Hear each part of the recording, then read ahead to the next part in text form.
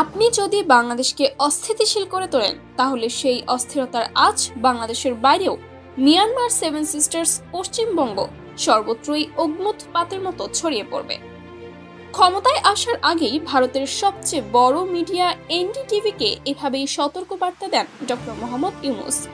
এ থেকেই ভারত আঁচ করতে পেরেছিল বাংলাদেশ এখন তাদের জন্য কঠিন একটি চ্যালেঞ্জ। কিন্তু ঘটনার তীব্রতা আরও বাড়তে শুরু করে। ডক্টর মোহাম্মদ ইউনূস সরকার একের পর এক কড়া পদক্ষেপ নিতে শুরু করেন ভারতের বিপক্ষে। ভারত এতদিন যে অন্যায় অবিচার করেছে আওয়ামী সরকারকে দিয়ে তা যেন মুহূর্তেই ধসে পড়েছে ডক্টর ইউনূস ক্ষমতায় আসার পর। সম্প্রতি ইউনূস সরকার এমন কিছু কড়া পদক্ষেপ গ্রহণ করেছে ভারতের বিরুদ্ধে যা ভারতের জন্য এখন অন্যতম ভীতি এবং মাথা ব্যথার কারণ হয়ে গিয়েছে। যেমন সম্প্রতি ভারতীয় বার্তা সংস্থা পিটিআইকে দেওয়া এক সাক্ষাৎকারে ডক্টর ইউনূস সাবেক প্রধানমন্ত্রী শেখ হাসিনা, সীমান্ত হত্যা, তিস্তার পানি বন্টন চুক্তি সহ বিভিন্ন ইস্যু নিয়ে কথা বলেছেন। তবে এই সাক্ষাৎকারে যেসব বিষয় উঠে এসেছে তা একদমই ভালোভাবে নেয়নি ভারত। বলতে গেলে ডক্টর ইউনূসের এসব কথা ভারতের গিলতে বেশ কষ্ট হচ্ছে।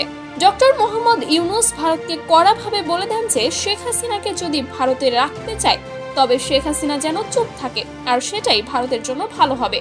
এছাড়াও সীমান্ত হত্যা এবং তিস্তা নিয়ে ডক্টর ইউনূস এমন কিছু কড়া বার্তা দেন যার ফলে নড়ে চড়ে বসেছে ভারত সরকার।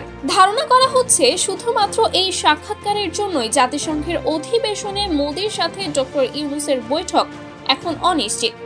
কিন্তু প্রশ্ন হলো, ভারতের সাথে কতটা পেরে উঠবেন ডক্টর মোহাম্মদ ইউনূস? কারণ ইতোমধ্যে ভারতের জন্য আরও বেশ কিছু কড়া পদক্ষেপ নিয়েছে ইউনূস সরকার। এর মাঝে রয়েছে ভারতে ইলিশ পাঠানো বন্ধের মতো পদক্ষেপ। যে ইলিশ এতদিন বাংলাদেশের থেকে ভারতের দাম কম ছিল সেই ইলিশ পাঠানোর প্রক্রিয়া বন্ধের পদক্ষেপ নিয়েছে ডক্টর মোহাম্মদ ইউনূস। এছাড়াও প্রতিবার পুজোয় শেখ হাসিনা সরকার ভারতকে ফ্রিতে দিয়ে দিত টনে টনে ইলিশ, কিন্তু এবার আসন্ন পুজোয় ভারতে ইলিশ পাঠাবে না ইউনূস সরকার।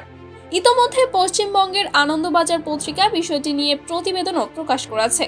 এছাড়াও সম্প্রতি ঘটে যাওয়া সীমান্ত হত্যা নিয়েও ভারতকে কড়া বার্তা দিয়েছেন ডক্টর মোহাম্মদ ইউনূস। সীমান্তে যেন এমন ঘটনা আর না ঘটে সেটি ভারতকে নজরে রাখতে বলা হয়েছে। পাশাপাশি স্বর্ণা দাস হত্যার সুষ্ঠু তদন্ত দ্রুত করার কথা বলা হয়েছে ভারতকে।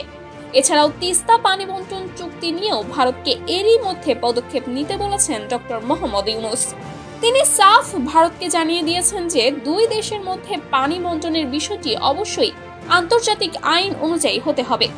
এছাড়াও শোনা যাচ্ছে যে তিস্তার পানি বন্টন চুক্তি নিয়ে নয়াদিল্লিকে খুব দ্রুত চাপ দেবে ঢাকা। এছাড়াও মোদী সরকারকে আরও একটি গুরুত্বপূর্ণ কড়া বার্তা দেন ডক্টর মোহাম্মদ ইউনূস। তিনি ভারতকে বলেছেন আওয়ামী লীগ ছাড়া অন্যান্য রাজনৈতিক দলগুলো ইসলামপন্থী এবং শেখ হাসিনা ছাড়া বাংলাদেশ আফগানিস্তানে পরিণত হবে। দিল্লিকে এই ধারণার পরিবর্তন করতে হবে, না হলে বিষয়টি অবন্ধু সুলভ হবে। এছাড়াও শেখ হাসিনাকে ফিরিয়ে আনার জন্য ভারতকে বার্তা দিয়েছেন ডক্টর মোহাম্মদ ইউনূস। তিনি বলেছেন শেখ হাসিনাকে দেশে ফিরিয়ে আনতেই হবে, নতুবা বাংলাদেশের মানুষ শান্তি পাবে না। শেখ হাসিনা যে ধরনের নৃশংসতা করেছেন তাকে এখানে সবার সামনে বিচার করা হবে। ক্ষমতায় আসা মাত্র 1 মাসের আগেই ইউনূস সরকার ভারতের বিরুদ্ধে এভাবেই একের পর এক কড়া পদক্ষেপ নিয়ে যাচ্ছেন। যদিও দেশের মিডিয়ায় এসব সেভাবে উঠে আসছে না, তবে ভারতের ভেতরে এসব নিয়ে এখন একটি চাঞ্চল্যকর অবস্থা দেখা দিয়েছে। তবে সামনে ডক্টর ইউনূস ভারতের সাথে কেমন আচরণ এবং সম্পর্ক করবেন তা অদূর ভবিষ্যতেই বলবে।